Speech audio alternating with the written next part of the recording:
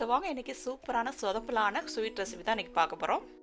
இதுக்கு பார்த்தீங்கன்னா half cup மெஷர்மெண்ட்டில் கடல மாவு வந்து எடுத்திருக்கேன். அதே ஆஃப் கப் மெஷர்மெண்ட்டில் வந்து மில்க் பவுடரும் எடுத்திருக்கேன். ஆக்சுவலி பார்த்தீங்கன்னா மில்க் பவுடர் நிறைய இருந்தது. ஸோ இது என்ன பண்ணலாம், ஏதாவது ஸ்வீட் ரெசிபி செய்யலாம்னு சொல்லிட்டு தான் இந்த ரெசிபி நான் செஞ்சேன். ஸோ வந்து ஆஃப் கப் கடல மாவு, ஆஃப் கப் வந்து மில்க் பவுடர் ரெண்டும் சேர்த்து ஏதோ ஒரு பர்ஃபி மாதிரி ஏதாவது ஒன்று ஸ்வீட் ரெசிபி செய்யலாம் அப்படின்னு தான் செஞ்சேன். ஸோ வந்து இதை வந்து நல்லா சளிச்சு எடுத்துக்கலாம், கட்டிகள் எதுவுமே இல்லாமல் சளிச்சிக்கலாம். ஸோ இதை நல்லா மிக்ஸ் பண்ணிவிட்டு ஆஃப் கப் வந்து நான் வந்து தண்ணி சேர்த்துக்கிறேன். ஸோ இதுதான் வந்து அளவு, இவ்வளோதான். ஆஃப் கப் மெஷர்மெண்ட் தண்ணி சேர்த்து மிக்ஸ் பண்ணாவே போதும், கரெக்டாக இருக்கும்.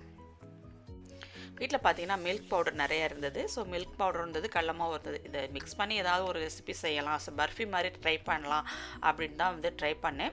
ஸோ கொஞ்சம் சொதப்பலாயிருச்சு. மேபி பாகு பதத்தில் கொஞ்சம் மிஸ்டேக் ஆகிருக்குன்னு நினைக்கிறேன்.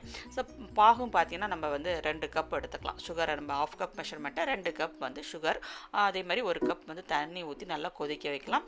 இது வந்து லைட்டாக நான் வந்து கொஞ்சம் சாஃப்டான பர்ஃபியாக வரணும் அப்படின்னு சொல்லிட்டு தான் நான் கொஞ்சம் பாகு வந்து கம்பி பதம் பார்க்கல, ரொம்ப பார்க்கல. அதாவது கொஞ்சம் பிசு தன்மை வர்ற மாதிரி இருந்த டைமில் நான் வந்து இந்த மாவு வந்து கரைச்ச மாவை வந்து இதில் ஊற்றி நல்லா இந்த மாதிரி மிக்ஸ் பண்ணிக்கிட்டே இருக்கணும். மேபி ஒரு கம்பி பதம் பார்த்துருந்தா மேபி பர்ஃபியாக வந்திருக்கலாம். ஸோ ஆனால் வந்து ரொம்ப டேஸ்ட் ரொம்ப சூப்பராக இருந்துச்சு. இந்த மாதிரி நல்லா அப்படி மாதிரி பொங்கி வரும், நல்லா வெந்து மாவுலாம் வெந்து இந்த மாதிரி நிறையா வர ஆரம்பிக்கும். இப்போ வந்து ஒரு 2 ஸ்பூன் நம்மளுக்கு ஒரு 2-3 டீஸ்பூன் அளவுக்கு நெய் இருந்தால் போதும், ரொம்ப தேவைப்படாது. இதுக்கு ஒரு 2 டீஸ்பூன் அளவுக்கு வந்து நெய் சேர்த்து நல்லா மிக்ஸ் பண்ணிக்கலாம்.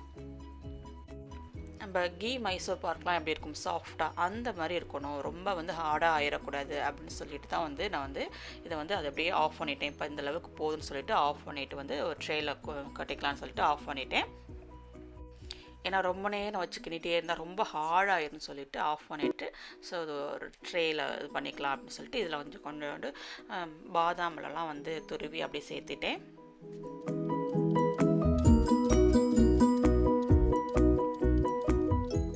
பில்டப்பு டெக்கரேஷன் எல்லாம் பயங்கரமாக தான் இருந்தது. ஆனால் வந்து பர்ஃபி வரவே இல்லை. ஸோ வந்து சாஃப்டாக நம்மளுக்கு வந்து பால்கோவாலாம் அப்படி இருக்கும். அல்வா, எனக்கு தெரிஞ்ச அல்வா மாதிரி தான். அது ஒரு கடலமாவு அல்வான்னு கூட சொல்லலாம். வித்தியாசமான டேஸ்டான சூப்பராக இருந்துச்சு. ஏன்னா நம்ம மில்க் பவுடர் சேர்த்துருக்கோமா, மில்க் பவுடர் அந்த கடலமாவு எல்லாமே ஒரு மிக்ஸ் ஆகி நல்ல ஒரு டிஃப்ரெண்ட்டான டேஸ்ட் இருந்துச்சு. பட் பர்ஃபியாக வரல, அவ்வளோதான். டேஸ்ட்டு ரொம்ப சூப்பராக இருந்துச்சு. இந்த மாதிரி இருக்காது ஒரு ஸ்வீட் ரெசிபி பிடிக்கும்னு நினச்சா அவங்க குழந்தைங்களாம் சாப்பிடுவாங்க, விரும்பி சாப்பிடுவாங்கன்னா இது கூட செஞ்சு கொடுங்க. நல்லா இருந்தது. ஒரு மாதிரி பால்கோவா அல்வாவா எப்படி சொல்கிறேன்னு தெரில, ஆனால் டேஸ்ட் ரொம்ப சூப்பராக இருந்தது. ஸோ பர்ஃபியாகவே வரல. ஸோ இந்த மாதிரி தான் இருந்தது. ஏன்னா மில்க் பவுடர் அதிகமாக சேர்த்துட்டேனா, அது ஒரு ரீசனாக என்னென்னு தெரில, இல்லை பாகம் முறுக்க வைக்கணுமா என்னங்கிறது தெரில. ஓகே, நெக்ஸ்ட் டைம் பார்த்துக்கலான்னு சொல்லிட்டு. பட் இப்படியே சாப்பிட்றோம், ரொம்ப சூப்பராக இருந்தது. இது மாதிரி எடுத்து சாப்பிட்லாம், ரொம்ப அருமையாக இருந்தது. டேஸ்ட்டு ட்ரை பண்ணி பாருங்கள்.